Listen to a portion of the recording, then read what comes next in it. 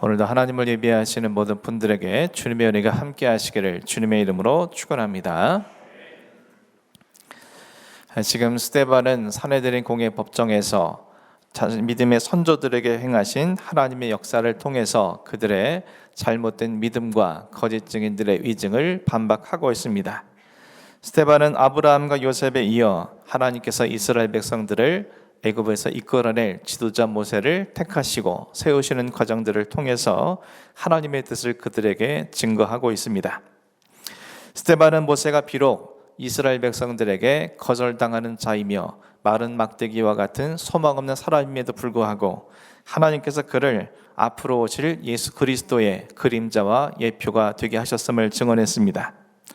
모세는 예수님께서 살아계신 하나님의 말씀을 받아 이스라엘 백성들에게 전달해주는 말씀의 통로가 되었고, 예수님처럼 이스라엘 백성들의 속량을 위해 희생과 헌신을 아끼지 않는 하나님의 도구가 되었음을 증언한 것입니다. 모세가 이처럼 예수 그리스도의 그림자와 예표로서의 삶을 살 수 있었던 것은 허무하고 유한한 인생 위에 자신을 위해서 무언가를 쌓아두거나 무언가를 움켜쥐려는 어리석음을 벗어버리고 빈 마음과 빈손이 되어서 영원하신 하나님께서 맡기신 사명을 감당하려 했기 때문이었습니다. 또한 스데반은 모세가 예수 그리스도의 그림자와 예표로서의 삶을 실현한 장소를 광야교회라고 증언하고 있습니다. 이는 하나님의 부르심을 입은 이스라엘 백성들이 거했던 곳이 광야이라는 것과 동시에 하나님의 부르심을 입은 그들이 광야 같은 삶 속에서 어떻게 살아가야 하는지를 모세를 통해서 가르쳐주기 위함이었습니다.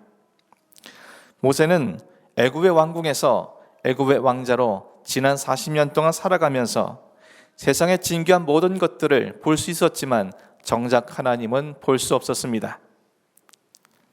주변에 있는 모든 것들을 많이 보아야 했기 때문에 그는 구태여 하나님을 향하여 시선을 줄 필요도 또한 찾을 까닭도 없었던 겁니다. 그러나 모세가 왕궁을 떠나서 미디안 광야로 피하게 되었을 때에 바로 그 광야에서 하나님을 만나게 되었습니다. 육신의 눈에는 아무것도 보이지 않는 광야이지만 그렇게 오히려 그곳에서 보이지 않는 영이신 하나님을 찾고 갈망하게 되었고, 그 결과 그는 그 광야에서 육신의 눈으로 볼 수 없는 하나님을 볼 수 있었고, 육신의 귀로 들을 수 없는 하나님의 말씀을 들을 수 있었습니다. 모세는 출애굽 이후 40년 동안 아무것도 보이지 않는 광야에 거하면서 매일 하나님을 보고 매일 하나님의 말씀을 들으면서 살아있는 하나님의 말씀을 이스라엘 백성들에게 전하여주는 말씀의 통로가 되었다는 사실을 지난 시간 말씀을 통해서 함께 살펴보았습니다. 이처럼 모세가 아무것도 볼 수 없는 광야에서 살아계신 하나님의 말씀을 받고 말씀의 사람으로 세워져 가고 있을 때였습니다. 오늘 본문 30절에서 40절까지의 말씀입니다. 시내산에서 말하던 그 천사와 우리 조상들과 함께 광야 교회에 있었고 또 살아있는 말씀을 받아 우리에게 주던 자가 이 사람이라. 우리 조상들이 모세에게 복종하지 아니하고자 하여 거절하며 그 마음이 도리어 애굽으로 향하여 아론더러 이르되 우리를 인도할 신들을 우리를 위하여 만들라. 애굽 땅에서 우리를 인도하던 이 모세는 어떻게 되었는지 알지 못하노라 하고, 스데반은 우리 조상들, 다시 말해서 이스라엘 백성들이 모세에게 복종하지 않고 그를 거절했다라고 증언하고 있습니다. 그 이유는 그들의 마음이 애굽으로 향했기 때문이라고 스데반은 이야기하고 있습니다. 모세는 하나님의 명령을 따라서 이스라엘 백성들을 시내산 기슭에 머물게 하고 자신은 시내산에 올라가 40일 동안 십계명을 비롯한 하나님의 말씀을 받고 있었습니다. 하지만 하나님의 대리자가 되어서 이스라엘 백성들을 이곳까지 인도한 모세가 하루가 지나고 이틀이 지나도 보이지 않자 그들의 마음은 애굽을 향하게 되었습니다. 이스라엘 백성들의 마음이 애굽으로 향하게 되었다는 것이 구체적으로 무엇을 말하는 것입니까? 이를 위해 우리는 먼저 성경에서 말하고 있는 마음이란 무엇을 의미하는지 그 의미를 바르게 이해할 수 있어야 합니다. 성경에서 말하는 우리말 마음이란 단어는 헬라어로 카르디아라는 단어를 사용하고 있습니다. 이 단어는 직접적으로는 인간의 생명과 직결되는 심장을 뜻하는 동시에 인간의 내부에 생명과 영혼의 모든 힘과 기능의 근원이자 자리를 의미합니다. 한마디로 인간의 영과 혼과 육에 생명을 주관하는 것이 곧 마음이라는 의미입니다. 예수님께서는 마음에 대해서 이렇게 말씀하셨습니다. 누가복음 6장 45절입니다. 선한 사람은 마음에 쌓은 선에서 선을 내고 악한 자는 그 쌓은 악에서 악을 내나니 이는 마음에 가득한 것을 입으로 말함이니라. 예수님께서는 그 마음에 가득한 것을 입 밖으로 또 삶으로 드러내게 된다고 말씀하고 계십니다. 그리고 마음 그 자체로는 선하거나 악한 것이 아니라 그 마음에 무엇을 담고 무엇을 쌓아놓느냐가 그 사람이 선한 사람인지 악한 사람인지를 결정짓는다고 말씀하십니다. 그 마음에 선을 쌓아두고 담아둔 사람은 선을 내게 될 것이기에 선한 사람이 되는 것이고, 그 마음에 악을 쌓아두고 담아둔 사람은 악을 내게 될 것이기에 악한 사람이 되는 것이라고 예수님은 말씀하십니다. 그런데 오늘 본문 속의 이스라엘 백성들은 모세에게 복종하지 아니하고 거절하였습니다. 이는 모세라는 한 개인에게 복종하지 않고 한 개인을 거절한 것이 아니라 그 모세를 통해 일하시는 하나님께 복종하지 않고 하나님을 거절한 것이었습니다. 그리고 도리어 그 마음이 애굽을 향했다는 것은 결국 그들의 마음에 하나님 대신 애굽으로 가득 찼다라는 의미인 것입니다. 그들의 마음이 애굽으로 가득 찼다는 것이 무엇을 의미하는지 우리는 그들의 말과 행동을 통해서 확인할 수 있습니다. 그들은 아론에게 우리를 인도할 신들을 우리를 위하여 만들라고 아론에게 요구했습니다. 이는 애굽 사람들처럼 자신들 역시 자신들이 섬길 신들을 만들겠다라고 그들이 결정한 것을 의미합니다. 41절 말씀입니다. 그때 그들이 송아지를 만들어 그 우상 앞에 제사하며 자기 손으로 만든 것을 기뻐하더니, 출애굽기 32장 2절 말씀에 의하면 아론은 이스라엘 백성들이 바친 금을 모아서 금송아지를 만들었습니다. 서로 신으로 섬기던 애굽에서 노예살이를 했기에 그들이 애굽에서 늘 보아왔던 금송아지 우상을 만든 것입니다. 이스라엘 백성들은 그 금송아지에게 제물을 바치고 제사를 지냈으며 자신들의 손으로 만든 그 금송아지 앞에서 기뻐했습니다. 그런데 이들의 그러한 모습들은 우리들로서는 참으로 이해하기 힘듭니다.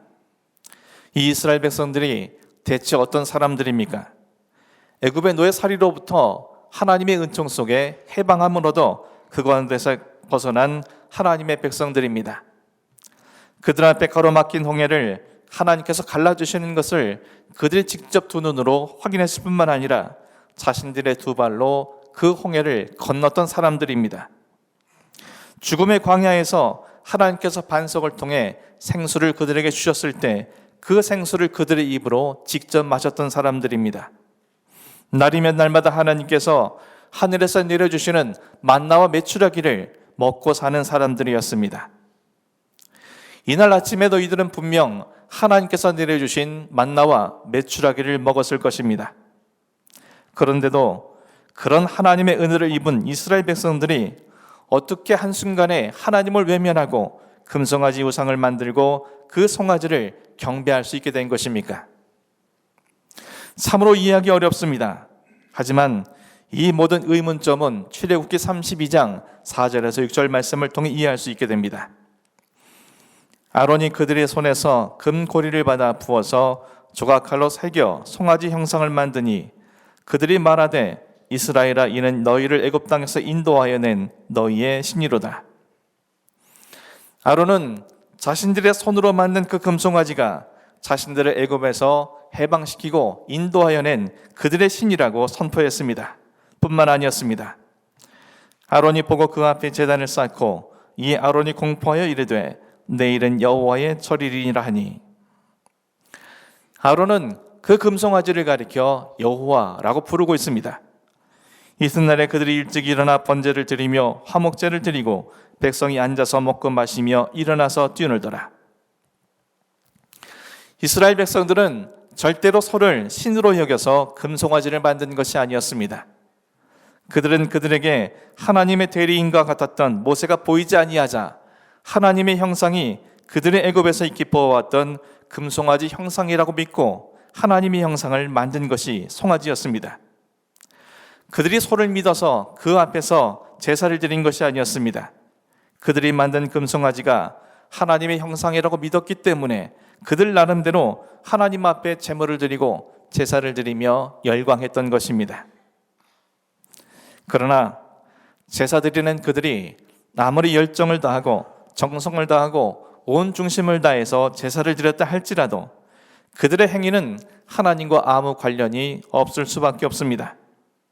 그들이 하나님 형상이라고 믿고 만들었던 그 송아지는 하나님이 아니라 황금으로 만든 우상에 불과하기 때문입니다. 그들이 하나님의 형상을 황금으로 만들었다는 것은 그들의 욕망의 발로였습니다. 본래 황금은 인간 욕망의 상징입니다. 그 욕망의 상징으로 하나님을 형상했다는 것은 그들에게 하나님은 자신들의 욕망을 채워주는 도구에 불과하다라는 의미이기 때문입니다. 그래서 스데반은 그들이 우리를 인도할 신을 우리를 위하여 만들라고 아론에게 요구했음을 증언하고 있습니다. 그들에게 하나님은 우리들, 즉 자기 자신들을 위해서 존재하시는 분이라고 그들은 여기고 있었던 겁니다. 그러므로 그들에게 하나님은 단지 자신들을 위해서 자신들의 욕망과 욕심을 위해서 필요한 도구에 지나지 않았던 겁니다. 이들의 이러한 모습은 애굽 사람들을 고스란히 닮아 있습니다. 애굽은 수많은 우상들로 가득한 우상 천지였습니다. 이처럼 많은 우상이 존재하는 것은 애굽 사람들은 자신들을 위해서라면 어떤 것이든 형상을 만들어서 자신들의 신으로 삼았습니다. 하나님께서 애굽에 내리신 10가지 재앙은 모두 애굽인들이 섬기던 우상들이었습니다. 자신들의 욕망을 위해서라면 그것이 나의 강물이든 개구리이든 이파리와 같은 곤충이든 가리지 않고 형상을 만들어서 자신들의 신으로 섬겼습니다. 하나님께서는 그런 우상들을 애굽을 치는 도구로 삼으심으로 그 모든 것들이 헛된 우상이며 하나님만이 참신이라는 사실을 그들에게 알려주셨습니다. 그런데 지금 이스라엘 백성들은 애굽 사람들처럼 자신들을 위해서 자신들의 욕망을 위해서 하나님을 섬기려 했으며 그런 자신들이 믿고 따를 수 있는 송아지를 만들어 하나님이라고 여기며 자신의 손으로 만든 것을 우상처럼 섬기려 하고 있는 것입니다. 이처럼 그들의 마음이 애굽을 향하게 되었을 때 어떤 결과를 초래하는지 오늘 본문 42절, 43절 말씀이 밝혀주고 있습니다. 하나님이 외면하사 그들을 그 하늘의 군대 섬기는 일에 버려두었으니 이는 선지자의 책에 기록된 바 이스라엘의 집이여 너희가 광야에서 40년간 희생과 제물을 내게 드린 일이 있었느냐. 몰록의 장막과 신레판의 별을 받들었으며 이것은 너희가 절하고자 하여 만든 형상이로다. 내가 너희를 바벨론 밖으로 옮기리라 함과 같으니라. 그들은 모두 하나님으로부터 외면을 당했습니다. 더 정확히 말하자면 그들이 하나님으로부터 외면을 당한 것이 아니라 그들이 살아계신 하나님을 외면해 버렸습니다. 하나님께서는 그들을 내버려 두셨습니다. 그들이 하늘의 군대를 섬기든 몰록의 장막과 신레판의 별을 받들든 우상을 만들어서 그것에 절하든 하나님께서는 그들을 내버려 두셨습니다. 아니 그들은 그들의 마음속에 하나님을 외면해 버렸기 때문에 하나님께서 수없이 많은 사람들을 통해 우상을 섬기지 말라고 멀리하라고 말씀하시며 그 우상을 섬기면 멸망하게 될 것이라고 말씀하셨음에도 그들은 하나님께 복종하지 않고 그 말씀 지키기를 거절해버린 것이었습니다. 그리고 그들의 결국은 아수르와 바벨론에 멸망당하는 것으로 귀결되고 말았습니다. 우리를 위해서 자신들을 위해서 이 모든 것들을 행한 것이었지만 결국 자기 자신을 위해서 행한 모든 것들은 스스로를 멸망의 구렁텅이로 넣어넣는 어리석은 짓이었음을 말씀은 우리에게 가르쳐주고 있습니다. 사랑하는 성도 여러분, 오늘 우리는 우리의 신앙을 다시금 직시할 수 있어야 합니다. 우리의 마음은 어디를 향해 있습니까? 애굽입니까? 아니면 하나님의 나라입니까? 우리의 마음은 무엇으로 채워져 있으며 무엇이 담겨져 있습니까? 선입니까? 악입니까? 애굽의 것들입니까? 아니면 하나님의 것들입니까? 우리 입 밖으로 나오는, 우리의 행동으로 나오는 것들은 우리를 누구라고 말해주고 있습니까? 선인입니까? 악인입니까? 세상 사람입니까? 아니면 하나님의 백성입니까? 우리를 위해서 하나님께서 존재하는 것입니까? 아니면 하나님을 위해서 우리가 존재하는 것입니까? 우리가 이 시간 하나님께 예배하고 기뻐하는 것이 우리 자신의 바램을 위한 것입니까? 아니면 하나님의 영광을 위한 것입니까? 우리 스스로가 우리를 위한다고 행하는 모든 것들이 정말 우리를 위한 것이 맞는 것입니까? 우리가 믿는다고 말하는 하나님은 혹시 이스라엘 백성들처럼 나의 바람을 위해서 만들어낸 우상화와 형상화가 된 것은 아닙니까? 만일 이러한 질문들에 대해서 분명하게 그리고 바르게 대답하지 못한다면 우리는 하나님으로부터 외면을 당하고 말 것입니다. 하나님으로부터 우리는 내버려둠을 당하고 말게 될 것입니다. 왜냐하면 이미 우리가 하나님을 우리의 마음속에서 외면해 버렸기 때문인 것입니다. 사랑하는 성도 여러분, 저런 모든 분들의 마음이 하나님의 나라를 향하고 하나님의 나라의 것들이 쌓여져 있으므로 우리 입 밖으로 나오는, 우리 행하는 모든 것들이 하나님의 백성인 선인으로 증거할 수 있는 귀한 삶이 될 수 있기를 주님의 이름으로 간절히 축원합니다. 하나님께서 나를 위해 존재하는 것이 아니라 내가 하나님을 위해 존재하는 자가 될 수 있도록 오늘의 내 삶의 자리에서 하나님을 모른 척하고 외면하고 불순종하고 거절하는 자가 아니라 늘 하나님을 인식하고 기억하면서 하나님의 뜻에 순종하기 위해 내 자신을 칠 수 있는, 그리고 하나님이 인정하는 삶이 될 수 있도록 다시금 믿음과 결단을 세울 수 있는 여러분이 되기를 간절히 소원합니다. 그리할 때 하나님께서는 우리를 외면하지 아니하시고 우리를 위해서 섭리하시며 우리를 위해서 역사하시고 우리를 위해서 모든 일들을 이루어 가실 것입니다. 그리고 그것이야말로 우리 자신이 우리 자신을 위해서 할 수 있는 최선의 선택인 것을 우리의 삶을 통해서 확인하게 될 것입니다. 사랑하는 성도 여러분, 저 여러분의 마음이 다시는 애굽으로 돌아가지 않도록, 옛사람을 향해 가지 않도록, 세상의 욕심과 욕망과 탐욕을 향하지 않도록 우리의 마음을 돌이켜 하나님을 향하여 나아갈 수 있는, 하나님께서 허락하실 그 은혜를 누리며 살아갈 수 있는 자가 될 수 있도록 오늘도 하나님을 향해서, 하나님 말씀을 향해서 하나님을 기억하고 하나님 말씀에 복종하며 하나님 말씀에 따라 살아갈 수 있는 복된 자가 될 수 있기를, 그래서 여러분이 살아가는 모든 삶의 족적들이 후대의 사람들에게 아름다운 믿음의 이정표가 될 수 있기를 주님의 이름으로 간절히 축원합니다. 기도하겠습니다.